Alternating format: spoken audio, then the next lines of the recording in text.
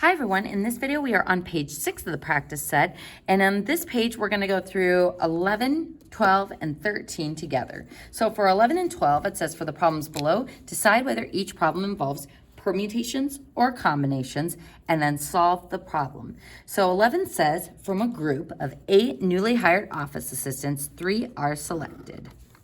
Each of these 3 assistants will be assigned to a different manager. Manager number 1, manager number 2, manager number 3. In how many ways can they be selected and assigned? So unlike the committee problem that we did on the previous page where the order of those doesn't matter, Bob and Sue versus Sue and Bob, here, since each person selected is going to be assigned to a different manager, the order does matter. Bob would be going to Tom, Sue would be going to Sally, and if I switch those around, they will switch managers. So does order matter? Yes, it does, because they are going to a different manager. So order matters. So what that means is this is going to be a permutation of 8, choose 3. So using our calculators, again, math, prob tab, MPR, and 8, choose 3. And that gives us 336. So folks, this is the work that I would want to see on a problem like this. Showing this indicates that you used permutations, and it also shows me what numbers you used to get your answer. So both of those are part of your work for this problem. On number 12, it says 5 items are to be randomly selected from the first 50 items on an assembly line. 5 items randomly selected to determine the defect rate. How many different samples of 5 items can be chosen? Now, this one is a little bit tricky because I remember the first time I read this problem, it's like, well, it's an assembly line, so you have an ordering to that. If it's the first item off the assembly line, the second item off the assembly line. However, you're choosing 5 items to determine the defect rate. So picture grabbing 5 items, putting them into a bag, and then taking them to a room for testing.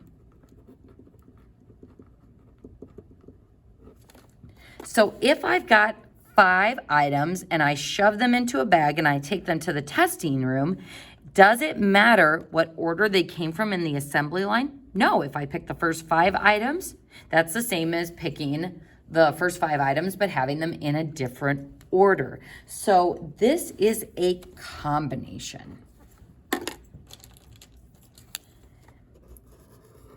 Because the 5 items order doesn't matter. You're just taking all 5 of them to a room for testing. So order doesn't matter.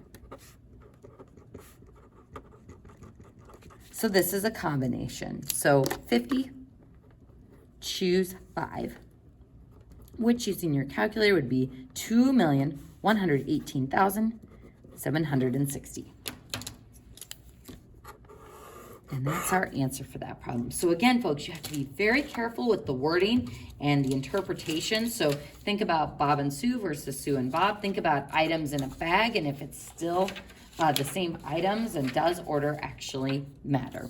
So folks, in the next problem, it says Baskin-Robbins advertises that it has 31 flavors of ice cream. So how many different double scoop cones can be made? So I want you to put a note by this that says double and triple can be the same flavor. So I could have a scoop of chocolate and another scoop of chocolate ice cream. So what this means is that we can have repeats. So if I think about an ice cream cone with 2 scoops, for the first scoop, how many choices do we have? We have 31 flavors, so I have 31 choices for the first scoop. Now the second scoop, since it can be the same flavor, or since we can have repeats, the second scoop we have 31 options for as well. So 31 times 31, 961 possibilities. So this is using our fundamental counting principle with the slots. So this is the type of work that I would want to see for that problem. Now, looking at B, it says how many triple scoop cones can be made. So same as before. First scoop, 31 choices. Second scoop, 31. And third scoop, 31. And that gives me 29,791 combinations. Now, I want you to put a star by C. C is very tricky, which is why we're going through this one together. So what's so tricky about C? It says how many different double scoop cones can be made if order doesn't matter. So first, if order doesn't matter, that means that having a cone with chocolate on the bottom scoop and vanilla for the top scoop is the same as having vanilla for the bottom scoop and chocolate for the first scoop, or chocolate, sorry, for the top scoop. So if these two cones are the same, what we are looking for here is a combination, because order doesn't matter, just like Sue and Bob is the same as Bob and Sue. So order doesn't matter, so this is a combination. So 31 flavors to choose from, choose 2, which is 465. However, there are more combinations that we need to consider. So when I think about Sue and Bob and Sue, because these are ice cream cones where double scoops can be the same flavor, I could have Bob and Sue. So it wouldn't work with people, and it doesn't work out mathematically to use with this combination notation.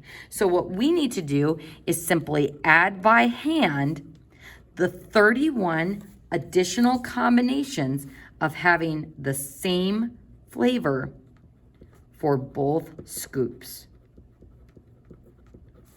So that would be like having vanilla. And there are 31 ways of doing that because there are 31 individual flavors. So there are 31 different combinations where I can have both scoops the same. So this is what makes this problem challenging. And this is why sometimes we can't just straight up use the combination notation, and we really have to think about it visually. So adding these together gives me 496 different combinations. And that concludes the problems that we were going to go over together on page 6. So you should be able to do the rest of these problems on page 6 and the problems that we didn't do together on page 5 all on your own.